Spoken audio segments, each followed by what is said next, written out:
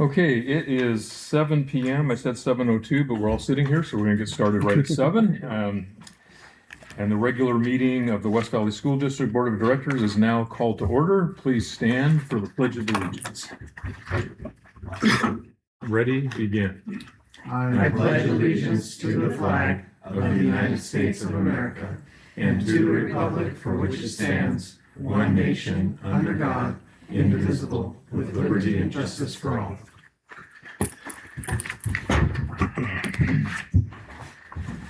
Yeah, making one slight change to the agenda under communications. I'm just gonna, for the new board members and just a refresher for the rest of us that have been on the board, I'm gonna read 4 bullet points on just basic parliamentary principles because we do it a little more informally here. According to policy 14 procedure, I'm just gonna read these 4.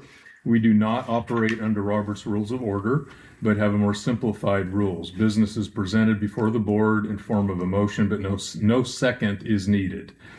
Debate on a motion is informal, but should strictly deal with the question at hand as determined by the president. The president can call for informal discussion on an issue before the introduction of a formal motion. And that's about it. So we don't need a second. A lot of people, you have a motion first and then you have discussion and then you call for the vote. We can also just have informal discussion before we even have a motion. So I just wanted to clear that up a little bit to understand in the public also that we do operate a little more informally on this board according to our policy. So thank you for that.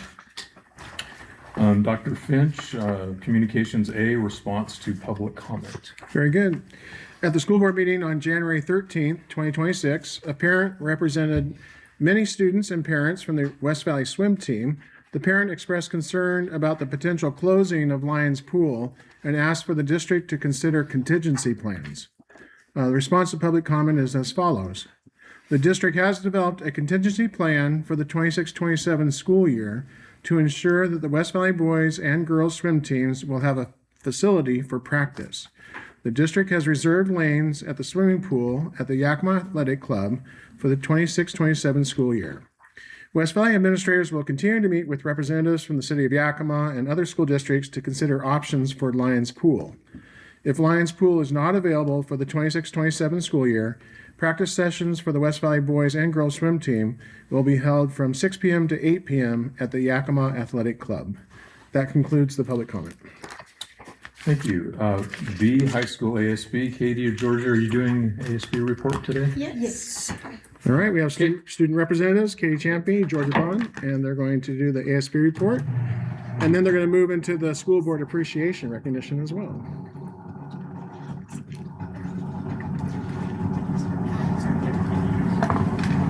Are we good to go? You're good to go. Okay. ASB treated the students to a winter-themed assembly in the afternoon on Friday before winter break. And ASB also hosted a kids camp for grades 1 to 5 over winter break. About 85 elementary students got to see the high school, meet high school role models, and have a fun day while their parents worked or finished up some holiday prep. This is important to ASB for a few reasons. We build future student leaders. It's a fundraiser for us, and it's also a community building activity. The winter sports are having strong seasons and nearing the playoffs. We had the Winter Cup Assembly on Friday, January 9th, and also we got to spotlight our incredible Mr. West Valley guys who have a takeover tonight as we're speaking. We started the new year off strong with senior portraits on January 6th, and those will be in the yearbooks soon, and families can purchase copies if they want. Mr. West Valley is in full swing with their education and fundraising. Their pageant is on February 18th, and everybody is invited. Our MLK Junior Observation took place in Ramstrong classes on January 23rd. Our speaker was State Leadership Director James Lehman, and it was a video sharing a message about the power in believing. Okay, ASB Leadership and Renaissance helped create decorations for the PTSA's Senior Parent Sun's Night Out fundraiser. I don't think this has actually happened yet, but their theme of retro games should be really fun. And so our upcoming news, our CTE department is hosting a course fair in early February so students can discover the electives we offer as they prepare to register for the 26-27 school year. We are anticipating some playoff basketball and state for wrestling. Follow our social media to stay informed. We will also be having about 50 students attend the Jostens Leadership Workshop on February 18th. ASB will pay the expenses, the registration, subs, bus and lunch, all that kind of stuff. Make sure this is open to anyone who really wants to, and this is like one of the main reasons we fundraise is so we're able to take kids that aren't even necessarily in our ASB class to workshops like this and learn more leadership skills. We're also about to be in full swing of spring sports too, so that's gonna be something exciting to look out for. The musical is set to go on stage February 20th, 21st, 27th, and 28th. The students are doing everything they can to be ready and hoping the junior high auditorium will also be ready. ASB is planning an assembly that celebrates our fine arts on February 20th. We call this the Rammies, and it's a fun way to recognize other students, not just our athletic groups. This is also when we reveal the girls who will be in Rams on the red carpet.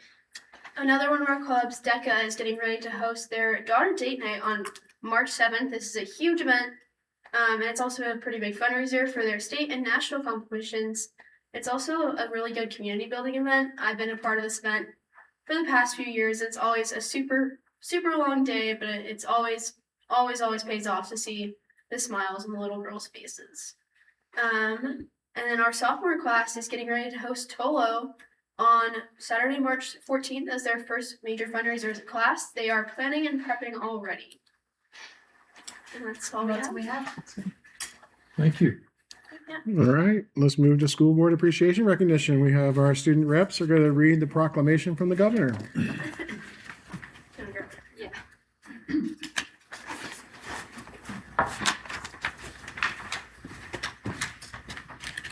Okay, can we just start whenever? Yep. Okay. Whereas the mission of Washington's public school system is to ensure that all students achieve at high levels and possess the knowledge and skills to be responsible residents of a democratic society and enjoy productive and satisfying lives. And whereas Washington's 295 locally elected school boards and 9 elected educational service district boards are the core of the public education governance system in our state. And whereas the districts and regions they lead serve more than 1.1 million students, have a combined annual budget of over $16 million, and employ approximately 120,000 people. And whereas school directors play a crucial role in promoting student learning and achievement by creating a vision, establishing policies and budgets, and setting clear standards of accountability for all involved. And whereas school directors are directly accountable to the residents of their districts and regions, serving as a vital link between members of the community and their schools. And whereas school directors and educational service districts provide a passionate voice of advocacy for public schools and the welfare of school children. And whereas it is appropriate to recognize school directors as outstanding public servants and champions of public education. Now, therefore, I, Bob Ferguson, Governor of the State of Washington, do hereby proclaim January 2026 as School Board Recognition Month in Washington, and I encourage all people in our state to join me in this special observance. Signed this 31st day of December 2025. All right, nice job, and let's give our board a hand. Our students, you can come forward. We have certificates for you here. So this one is for Georgia. Thank you. And I'm pretty sure that is for Katie. Thank you. There you go. Thank you for your service. Here's one for Haley. There you go. And you got Joel. Thank you. And Steve Wilcott. And here's for James. Thank you. It says Natalie. Thank you. Thank you. And then we're going to have Jed Waters here as our Executive Director for Innovation for West Valley. Jed's going to share some projects that our students did and made some things here for the board. Yeah, I want to highlight some of the work of our students at the different buildings. So the first thing you guys have is the nameplates. at your spots there. So those were made by our 8th grade student, Carson Tree. He's been 2 years in the construction engineering tech program that's taught by Mr. Appling, Travis Appling. Carson was also part of the PAL program. So for that nameplate, they use our mid-level campus, our junior high, the Innovation Center, and soon to be our high school will have CNC routers. So that's how they actually engrave your name, is they use a program called VCarve, CAD program to design what the lettering, the graphics are, and then they use a CNC router that'll go, cut into the plastic. That way, a lot of our plastic's been donated by Yakima Plastics, so it's a great partnership there. And they use a table saw for the stand there. So that was some of the neat things that they're able to do. And then the plaque that Dr. Finch has, that was designed by graphic design students or TAs from Justin Wright's graphic design class previously. It was Mason Hanley and then Hallie Sabe. I'm sorry if I mispronounced those names, but 2 of our students there. So a great, you get you 2 student leads. Did I do it right? I'm not paying attention. All right. So that was great. Then we used a laser cutter for that. And one of the neat things that we talked about some of our linemen, the mid-level campus, the Innovation Center, and the high school all has laser engravers. So they use them in different ways, but some of the neat technology we're able to incorporate into some of our different buildings and see some of the neat things. And those represent really what our industry around the area has. So neat projects they can get done for you guys. And thank you for your work. Yeah, thank you, Jed, and thanks to our teachers for leading our students. Thanks to our students for doing such cool projects. And then also just want to recognize all the other schools. They gave us posters here. They have some signed cards for you and just lots of cool things here for board appreciation. So all the schools had recognition and then all these great projects that our students did. We appreciate it. So Thank you so much. Yeah. Thanks. This is awesome. Okay, moving to D, Selection of Instructional Materials Committee. There's 7 positions, 4 are parent guardian members of our IMC, and 3 are staff members. So we had several people put their names in for wanting to be on this IMC, Instructional Materials Committee. So we're starting, the first one we pick, and I'm going to have our illustrious vice president pick, and I'm going to hold the bag, so you can blame him. So the first one we're picking is the term ends, they're taking someone's place, so the term ends June 30, 2027, and then the rest of them that we'll be picking ends in June of 2029. Is that really a year already? Wow, 2027. So this first one that we pick will be for term ending Number 2027. And you get to read the name. Oh, thank you. Candace Couples. Okay, and 3 more out of this bag for parent guardian member.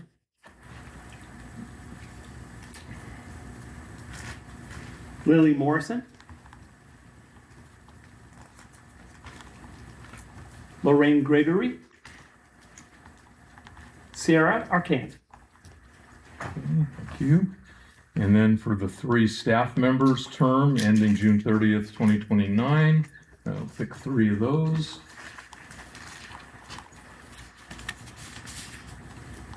Jeremiah Crandall.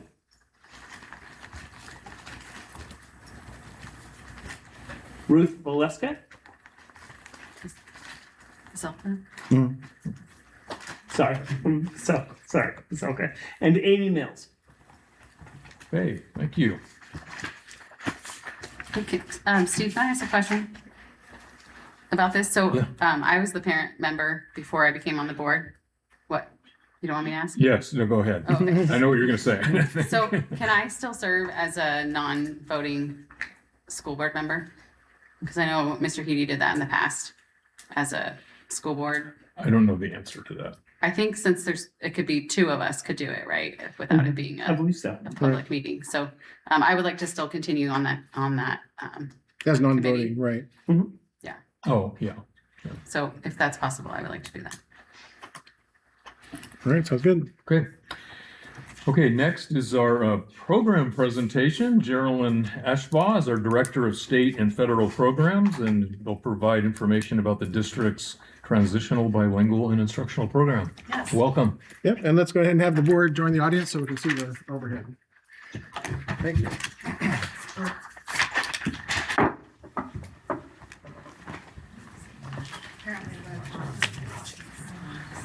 Oh. story then. It's the only slide that's like, we have parts. All right, thank you for having me. As Dr. Finch said, my name is Geraldine Ashbaugh, State and Federal Programs Director, and we're going to talk tonight about our Transitional Bilingual Instructional Program. And I apologize for the red font on that, but it is the only slide that is not clear. So better choice next time. And it's not, there we go. Okay, so I just wanted to start it off with giving you a little bit of information about our demographics, because I don't think that we all realize that in our school district, we actually have 32 languages represented. So while students may not come to school speaking all 32 of those languages, a lot of students have other languages at home that they are exposed to, or it was the first language or the most used language in their home. On a smaller scale, when we're talking about the Transitional Bilingual Instructional Program, we're looking at our students who are receiving services are representing 9 of those 32 languages. Again, still a very significant number of languages. The students who are served through the Transitional Bilingual Services Program are students who have been identified through a survey in which they mark their first language is another language other than English, or another language is spoken more often in the home. And then they're screened, and if they qualify for services, then they would receive these transitional bilingual services. So that's what I'm going to be talking about tonight. Just wanted to give you a little bit of context there. So the Transitional Bilingual Instructional Program is a state-funded supplemental program. It's meant to enhance general or basic education. And the goal here is to provide meaningful access to content and English language development. And I'd like to just emphasize down there at the bottom where it talks about language and cultural assets, really honing in on what the students are bringing to school with them and seeing that as an asset rather than a deficit for our students. So again, a meaningful access to grade level content and English language development. That's a Transitional Bilingual Instructional Program is a sister program to the federal Title III program. So same intent and purpose for both of those programs. We are shifting in the state of Washington, and I'd say almost probably nationally, really moving at the state level and the district level from that student has English as a second language or English first, from going down the hall to the English language development teacher classrooms or the ESL teacher's classroom, and having every teacher, this model here on the right-hand side, being a teacher of language. So the math teacher is a teacher of the academic language of math. The social studies or history teacher is a teacher of the academic language of history. So we are all collectively responsible for the English language development of our multilingual students. And that's been a big shift, probably I would say the last 5 or 6 years, and we're still having to kind of wrap our minds around that, right? We do follow a multi-tiered system of support framework, so different students will receive different levels of support. So if you're a multilingual student in West Valley, we're working really hard at making sure all of our teachers have the skills and the strategies and the support that they need to help support the multilingual student in their classroom at Tier 1 in the core. So everybody is receiving services in the core or that Tier 1. Some students need a little bit more. They maybe need additional small group time, additional minutes outside of that core. And then we also have students who need more intensive support with their English language development. So that'd be your Tier 3. And you probably see this triangle at several board meetings, right? The multi-tiered system of support framework. So last year we went through program review. Our federal programs went through basically an audit is what that was. And it was successful. We had a great program review. So what came out of that though was just really good information about what we're doing well, some things we can celebrate, and then some things that we can just focus on. So I just want to share those with you. So here we have some trend data or multilingual learner exit rate. So students who qualify for the program, the goal is to be proficient in English. And so when they are, we take an annual assessment called the WVSD. It's an English language proficiency assessment. And when they test proficient, then they exit out of the program. And so they're no longer categorized as a multilingual learner. It doesn't mean they don't need additional support, just means we're not getting the funding to support in the same way. So you can see when we first started the WVSD, we switched from what was called the ELPA, English Language Proficiency Assessment.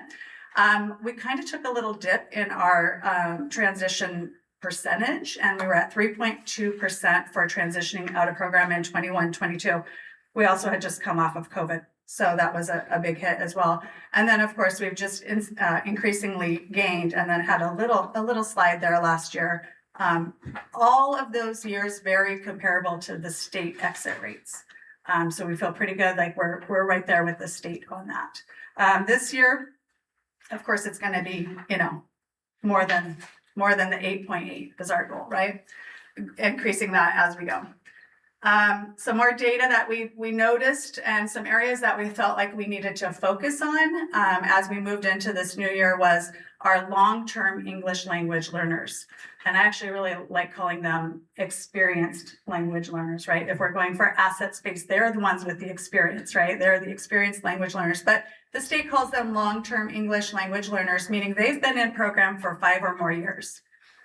The longer you're in the program, sometimes it's harder to get out, right? So we really want to focus on supporting our teachers in a way that helps support the long-term English language learners, and really enhance services for them. And we'll talk a little bit about that in a minute. So the state average for that long-term English language learners was 32%. And when we went through the program review, we were able to really look at the data and see that we're at 38%. So that was like a, what are we going to do moment, right? We've got to address this because there's a disparity there. So we're higher than the state here. And then the other piece that we really have focused on is our students who are multilingual students who are also served in special education. We're about 10% higher than the state in that area. Our current data for this 25-26 school year is that we have 571 multilingual students. I think that's probably the highest number we've had since I've been in state and federal programs. We have 226 long-term English language learners, so students who have been in program more than 5 years. That's significant. And we have 162 multilingual students who are served in special education. We broke it down a little bit further at the elementary level. We have 319 multilingual students, and 10% of them are long-term English language learners, which makes sense, right? Because they have to be in program for 5 or more years to be categorized long-term English learner. They really become, if they're still in program by 5th grade, that's when that really happens for them. And then at the secondary level, 77% or 194 students out of 252 are LTELs, or long-term English learners. Very significant. So we set some goals for our program, and they're simple. We wanted to increase our professional development and then just support the implementation of those best practices. So it was something that we're talking about, we're looking for, we're having ongoing instructional coaching and really supporting our teachers so they can really support the students. So tonight we're going to celebrate the work that has been happening this school year. So I have Rebecca Festa, who is our district multilingual instructional coach, and Jesse Golbeck, who is our mid-level multilingual instructional coach. They're going to share the work with you, but I also invited a couple other guests. I have Jennifer Dittergen. Would you just stand up just so they can see who you are? She's she's an instructional coach at Cottonwood Elementary, and she is a GLAD trainer. You're going to hear a little bit about GLAD, so she's important to that role as well. And then Crystal DiFiera, who is our new English language development teacher at the high school and important to this work as well. So I wanted to shout them out. So I just wanted to give a little bit more background. We speak a lot in acronyms. So SIOP is one that we use a lot in our field, and it means Sheltered Instruction Observation Protocol. It's an instructional framework and lesson design. So it's not an additional curriculum. It would be how to design your lessons to meet the needs of our language learners. Project GLAD, which is Guided Language Acquisition Design. Jen Ditter and I are both certified GLAD trainers. And so that is also an instructional model similar but different than SIOP, and it's strategies to use, scaffolds to use in the classroom to provide access for all students to grade level content. And then the WIDA test, which Geraldine referenced, We can not agree on what the name means, but it might be world-class instructional design and assessment, or it could be Wisconsin, Delaware, and Arkansas, or the states that founded the assessment. But regardless, it is the test that our students take, students who are in program take on a yearly basis. So just a little bit of background in case we slip back into our acronyms. So again, after our program review, we wanted to increase our professional development. We wanted to ensure the effectiveness and continuous improvement of our program for our students. And so we were really fortunate this year. It's been very exciting. We have had teacher release days, single release days for almost all of our students or our teachers in the district. And on these days, we worked to, as a team, all of us worked as a team to familiarize the teachers with the sheltered instruction protocol, that we are all teachers of language in the classroom. And that is new to some teachers because the framework has changed over the years. And so the big question is for the teachers is, well, how do I do that in my classroom? Like, what do I need to do? So we provided them with the background information.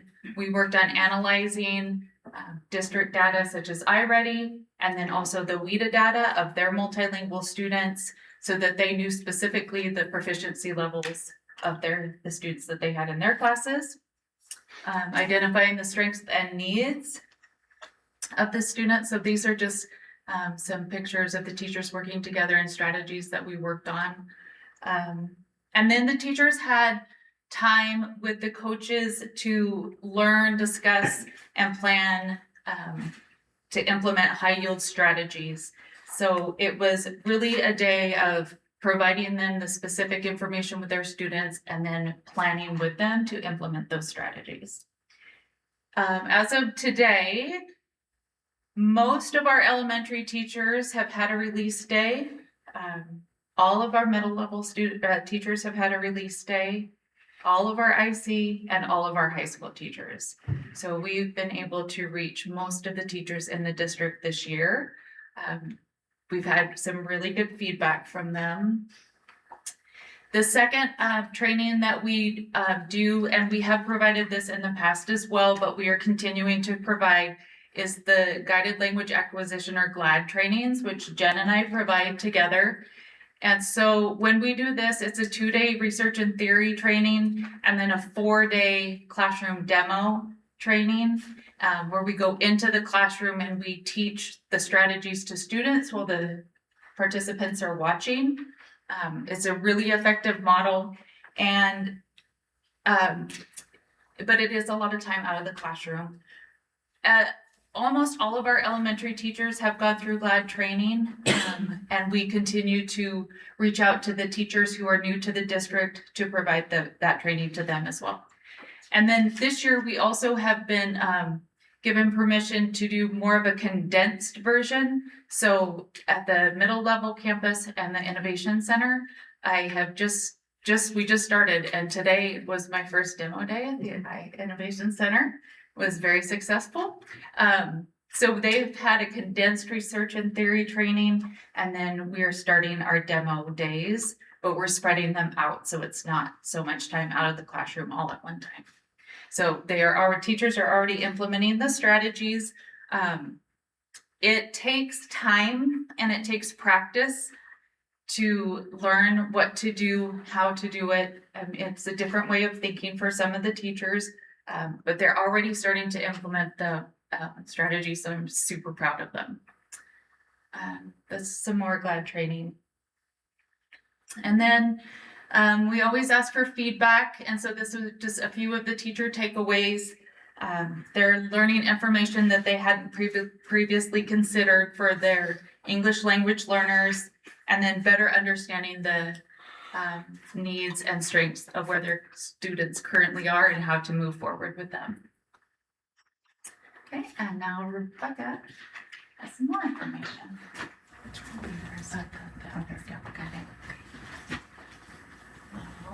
So our second goal was supporting or is supporting implementation of best practices. So we have release days with teachers. We have ongoing support with our teachers and professional development.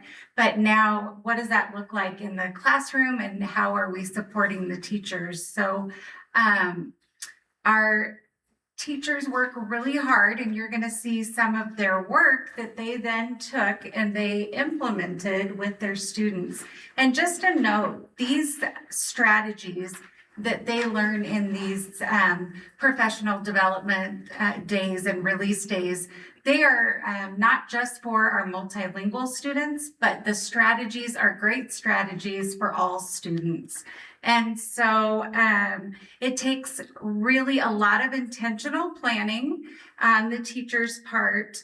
And this gives such great opportunity for students to develop their receptive reading and their listening skills, as well as expressive language, their speaking and writing. So on the left, that is an observation chart where a teacher will put up pictures, and then maybe they'll pose a question, or students go and look at the picture and they might write a question that they have about the picture. So they're making observations and writing those down and talking to a partner. The next one is a narrative input chart. A teacher would have a story that they're telling, so they have a background that they create ahead of time, and they have pictures with the story on the back of the pictures. And as they tell the story, they make the story come alive for the student and place it up on the background, making sure that they're using academic language of the content with their students and having students repeat that. And then at the bottom, it's kind of hard to see, but there are chants that teachers work on that help students with the academic language that they're learning, and that repetition really helps them learn the content in class, as well as just being together with other students. It lowers, all of these strategies help lower their affective filter, and students will participate more freely. We've got some cooperative strip paragraphs on the left. Those students work together to create a sentence, and then they put it all together to create one paragraph. So that cooperative learning is very helpful. And we have cooperative or sentence patterning charts. Students learn the different parts of a sentence, and they're color coded. You'll see adjective, noun, verbs, adverbs, and prepositional phrases. And then along with the teacher and classmates, they come up with sentences and create that. And then they can use their sentences for the cooperative strip paragraphs. We see gallery walks at the high school, and gallery walks and word walls. These are all great strategies for students to work together and help with comprehension. And then they take their work from these walks, they take some structured notes, they synthesize those notes, and they're able to use those. They made comic strips in biology, and they made different graph drawings in another science class. So all of these strategies, they work to, they all have a purpose. And the purpose is getting students to use that academic language and increase their knowledge of not only the content, but the English language. So we had some student reflections, and one that really stood out to me was the one that says, yes, this has helped me this year. This has helped me be able to talk out loud. And that's what we want. We want our students to use their language of the content, and talk, because we know if students are doing the talking, they're learning. So I just felt the feedback from them was super valuable.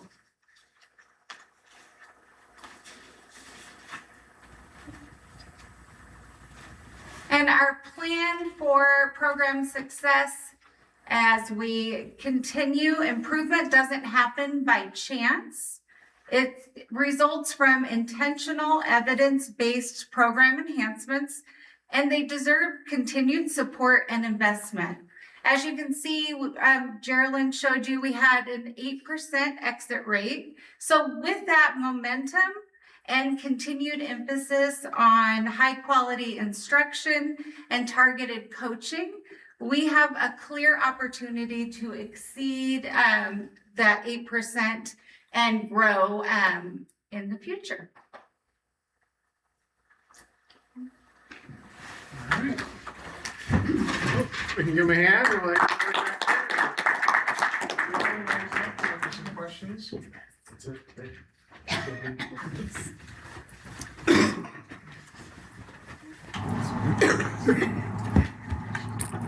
Thank you very much. If any questions, I'll just start out. I just want to thank you so much for all the hard work that you're doing. I love just the key words, best practices, and doing things with a purpose. I mean, it's sort of obvious there with everything. And I started writing questions, but every time I wrote a question, then you answered it. So I don't have a whole lot of questions because you answered it. One of them was just that exiting rate of 8% as you see it continue to grow. Do you have a goal, or is it just to see it keep going? I like it when we're not higher, or in that case, I'd want to be higher than the state, right? But Yeah. I like to compare us to the state, right? I like to look at what are most of the districts around the state doing, and are we within appropriate range? So no, I would just say I want to continue to see, I would love to see students exiting out prior to becoming long-term English learners. If we can get them exiting in the primary grades even, right? If we put the focus there as well. But that's when the learning really is powerful, right, in those early years. So not a specific percentage, but I just like to see it go up every year. Yeah. That's my Thank you. goal. I actually, the exact same thing that he said is what I thought, is that I wrote down questions and then the next person answered it. And so my first question was, well, how are the teachers being equipped for the new paradigm? And this Ms. Goldbeck answered that. And then I asked, well, what are some of the new strategies? And then Ms. Festa answered that. And so very good presentation. And I really love the investment that West Valley does into our teachers. I think if we can make our teachers better teachers, I think we'll have better students. Right, and I just want to add to that, like, I think our teachers have been doing several of these things for years, but I think having like the release day where we're able to take our student list and we're able to say, these are our multilingual students, and now I'm going to have the whole day to work with an instructional coach and plan intentionally is really powerful. Yeah. Because we know they're doing the best practices, but sometimes just that intentionality, that's where the power is, right? Yeah. You can say, this student needs this strategy or this support, and really be cognizant of that. I think that's And to really work with valuable. somebody too. Yeah, It's and not work with just by somebody, right? yourself. Just Yeah. have a thought partner. Yeah. And that's the beauty Yeah. of the instructional coaching. Yeah. Yeah. Great job. Awesome, thank you. Anybody else? Well, that was definitely my feedback. Is I thought it was cool that you guys took time to kind of mastermind around what worked best for the children that needed this support. I think that's really awesome. I came from a background of zero diversity, so this is so cool to see everyone just pouring into it and making it a better place. Yeah, thanks. And Geraldine, the 4 domains are reading, writing, listening, speaking, right? Correct. Okay. Correct. And WIDA testing started yesterday, and we have 8 weeks of testing those 571 students. So our team is fully mobilized and working through it right now. So again, we'll know in May how we did, so. I love what you said about looking at language and cultural assets and looking at that as a value. I thought that was really powerful, and it kind of guides all of your work. You could really tell. Right, we want to look at all of our students from an assets-based lens.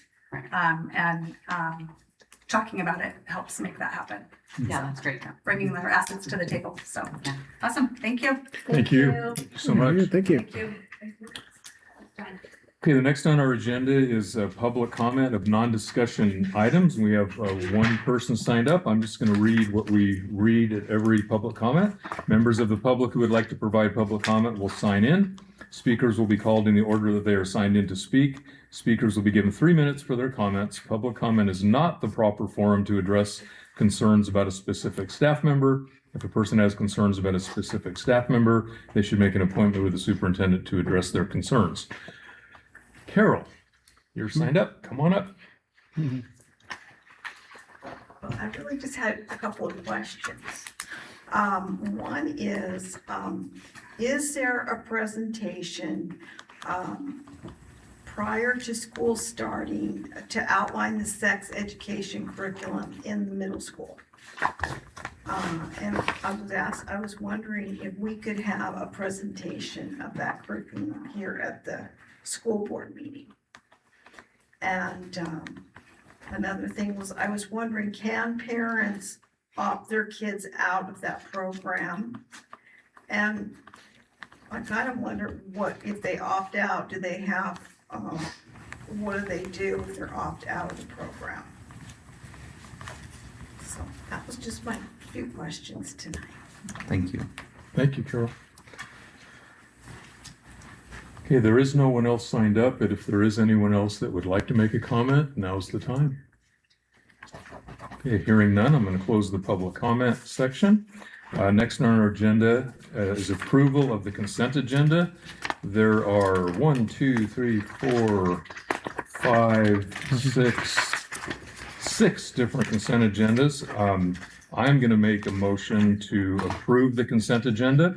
But I want to see if there's anybody that would like to make any comments or pull anything off the consent agenda. So we're approving A, B, C, D, E. We're approving approval of minutes. Yes, approval of vouchers and payroll, financial reports, approval of employment contracts, approval of resignations, retirements, and separations, and approval of leave requests. Thank you for that question. I'll make a motion to approve all 6. Okay, there's a motion to approve the consent agenda. All in favor signify by saying aye. Aye. Aye. Opposed by the same sign. Motion carries 5-0. Okay, now we move into action items, and we're going to take each A, B, C, D, and E separately as an action item. So the first item is approval of travel requests. And is there any discussion or comments on any of those? If not, I'll entertain a motion. I'll make a motion to approve all of the travel requests. Okay, motion to approve all the travel requests is on the floor. All in favor of approving the travel request signify by saying aye. Aye. Opposed by the same sign. Motion approves 5-0. B is approval of the policy additions, first reading on all 6 of them. And again, is there any questions or comments on any of those? I would like to just point out that policy 6961, defeasance of bond proceeds, is a new policy that was initiated by the West Valley School Board. The intention is to state clearly to the public that the policy of the West Valley School District is to process a defeasance of funds if there are excess bond proceeds. The policy provides a 1-year time period after projects are completed. The policy directs the district administration to identify the total amount of excess bond funds, identify a 10% set aside, and then identify the remaining amount that could be used for a defeasance of funds to lower the tax rate for West Valley taxpayers. If there are funds remaining that exceed the processing costs of the defeasance process, the school board, if they exceeds the cost of the defeasance process, meaning that there are excess funds, then the school board will follow the law for the defeasance of funds, including a public hearing, and the school board will approve the defeasance. So I just wanted to point that out because we had talked about budget development at the last meeting. The board asked me to bring forward this policy. And so this is a great opportunity to make a statement that any excess bond funds in the future will be defeased and make that the policy of the district. Thank you, Dr. Finch. Mr. Wilcott. I guess I had a request on 6220. Can we push the first reading out to the next meeting? I didn't get really all the chance to take in all of Sure. that, and I just was hoping for like a little more time to process some of the I information agree in with that you. I one. read a lot of it, but I need to So- go through it again. Yeah. Yeah, okay, so we are going to remove 5. So I will read the other motions. There's a policy, approval of policy additions. These are revisions, first reading. 1630, evaluation of the superintendent. 2108, learning assistance program. 3425, accommodating students with adrenal insufficiency, which is a new policy. 5011, sexual harassment of district staff prohibited. And now 6961, defeasance of surplus bond proceeds, which Dr. Finch just talked about. So unless you want to remove one of those besides what you just did, I'll entertain a motion to approve the rest of the policy first reading. Can I ask a question about 6961? Yes. Dr. Finch, was this reviewed by our legal counsel at all? Yes. Yeah, Okay, yeah. that's just because for everybody else's awareness, because we've talked about adding this language to the bond and adding it Right. to different areas, but whether I think we weren't able to add it to the bond Correct. legally. Right, So legally this couldn't is add the the bond, solution. but then we had our bond advisors, council were able to review this and Okay, said so that, they signed off on this and said. yes. Mhm. Okay. Good question. Any other questions? Okay, again, I'll entertain a motion to pass the rest. I'll make a motion to approve all but 6220 and table that for another time. Okay, motion is made. All in favor signify by saying aye. Aye. Opposed by the same sign. Motion carried 5-0.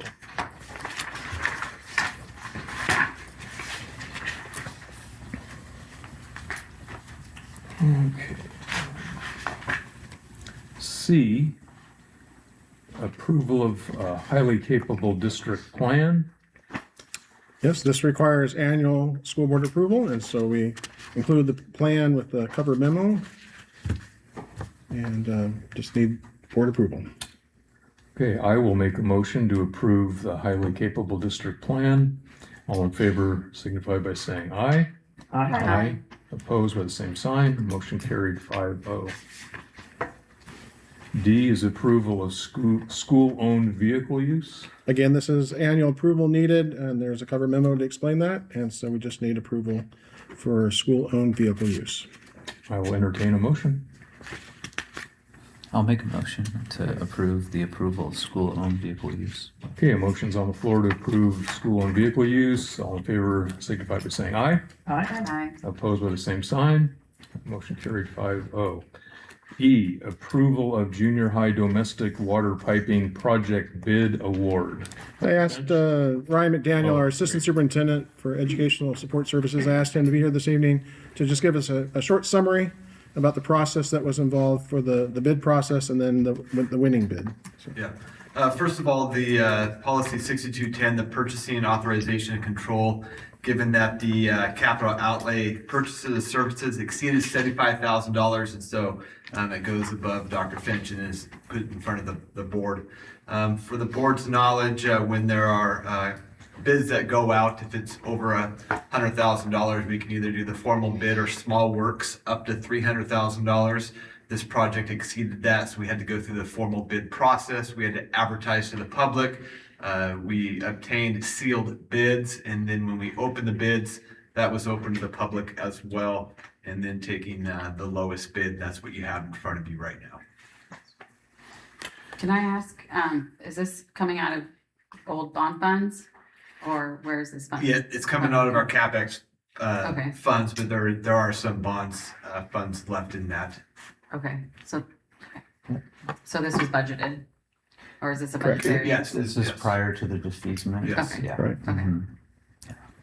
Yeah, it's coming out of capital projects. Yeah. Okay, was this one of the things that we pulled out of the facilities plan to just get taken Correct. care of immediately? Right. Okay, Yeah, this was, it was important for the facilities plan to get in place because we need to decide, are we going to keep the junior high building as an asset? Right. If so, then we would invest in the domestic water pipe. So when we just said, yes, we'll keep that as an asset because we've got the central kitchen there, we've got gyms, and we can eventually yeah, okay, use it as district office as well. And so it made sense to go ahead and invest in that building because we're going to retain that as a building in the future. And the bid came in below what was anticipated, which is also good news. That's correct. That's correct. Yeah. Great comments. Any other questions or comments? Okay, then I will entertain a motion to approve the junior high domestic water piping project bid. I'll make a motion to approve.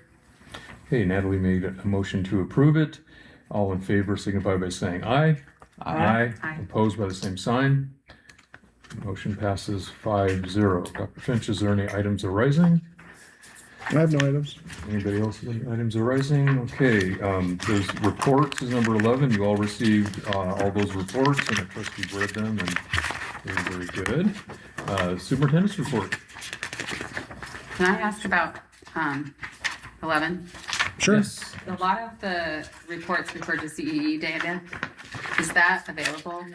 Right, that'll be part of our Data summary. report that we have, the data summit that we have coming up in March. Okay, so, So- but it's not publicly available yet. It's not published. We haven't made it public yet, but it'll be public as part of the data summit. We're okay. pulling them all Okay, together. great. Yeah, it was good to see they had pulled out pieces of data Right. that the principals highlighted, but I'm interested to see the whole thing. And for the so. public, that's the Center for Educational Effectiveness, and that's the annual surveys that we do in November. We get the results back right at the end of December. So that's, principals were really digging into the survey results. Yeah, they're- That's the surveys of students, staff, and families. And so that was pretty much, as you look, everyone has access to those administrative reports. And I think almost every principal was referring to it because it was Yeah. No, it was hot great off the to see. press. It was So they good. were Yeah, interested. they did a great job. Yeah, they did.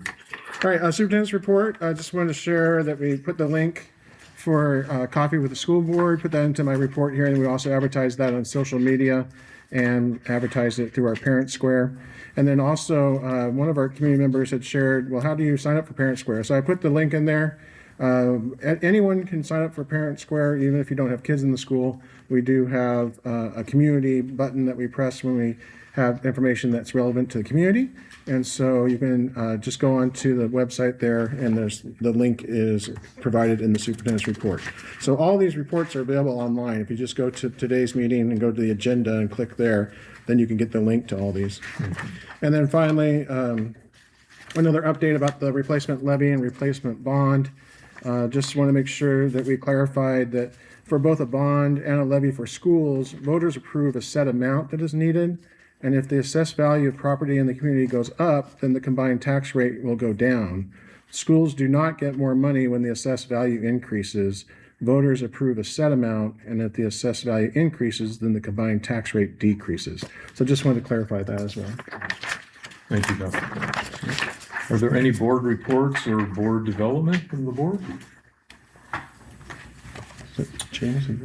Okay, before I adjourn the meeting, I just want to thank again for all these notes and appreciation, and I think candy or something in there. And, this is really awesome. So for whoever, Thank you so for much. all the students. Yeah, all the Appreciate it. students that did a lot of hard work. So we really appreciate that. So thank you so And we much. thank the board for your service. I'm not sure people realize it. Really, this is community service in action. So thank you for your service. Yeah, you're welcome.